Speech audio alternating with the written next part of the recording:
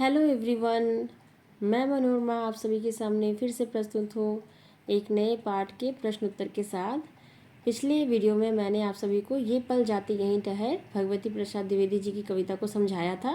उम्मीद करती हूँ आप सभी को अच्छे से समझ में आ गया होगा। आज मैं इस पाठ से जुड़े हुए प्रश्न उत्तरों का हल करूँगी, तो बने रहिए मेरे साथ, पूरा वीडियो देखिए और प्रश्न उत्तर को समझिए। तो चलिए मौखिक प्रश्नों से शुरू करते हैं। कविता में कवि किन दिनों की बात कर रहा है? तो कविता में कवि बचपन के दिनों की बात कर रहा है। बचपन में कवि किस बात पर रूठता था? बचपन में कवि टॉफ़ी बिस्किट लेने की बात पर रूठता था। टॉफ़ी बिस्किट लेने के लिए रूठता था, आप ऐसे लिख सकते हैं। कटी पतंग के पीछे कवि किस तरह भागता था? तो कटी पतंग के पीछे कवि सबसे तेज़ हुड़दंगी दौड़ लगाता था, ठीक है, यानी शैतानी दौड़ लगाता था। तो आप सभी ध्यान से देखिए और मेरे बात को आप अच्छे से सुनिए, समझिए, तो आप उत्तर स्वयं लिख पाएंगे बच्चों।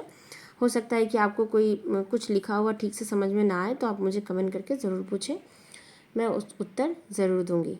तो चलिए आगे बढ़ते हैं। लिखित प्रश्नों में कवि को बचपन में आम चुराते समय किसका डर रहता था? तो कवि को बचपन में आम चुराते समय लकड़ सुंघवा का डर रहता था। नेक्स्ट है, बारिश के मौसम में कवि को क्या क्या करना अच्छा लगता था?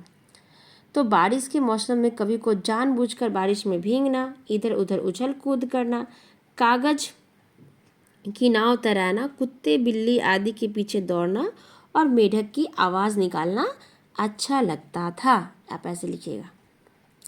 नेक्स्ट है, दादी माँ से किस बात के लिए जिद की जाती थी? तो कभी दादी माँ से रोज रात को कहानियाँ सुनाने की जिद करते थे। कविता में बचपन के किन क्षणों को ठहरने के लिए कहा गया है? This is very very important, and ये पूरा कविता ही इसका आंसर है, क्योंकि बचपन के हर पल को ही कवि ने ठहरने के लिए कहा गया है। फिर भी उत्तर के रूप में हम लिखेंगे, कविता में बचपन में उन सभी सुहाने पलों को ठहरने के लिए कहा गया है जिनकी स्मृतियाँ कवि को आज भी रोमांचित कर देती है, जैसे तितलियों के पीछे भागना या दौड़ना, पतंग लूटना, बाग से आम चुराना, बारिश में भीगना, कागज की नाव बनाना, दादी माँ से जिद कर कहानी सुनना इत्यादि। देखिए मैं आपको ठीक से दिखा दे रही हूँ। हो सकता है आपको कुछ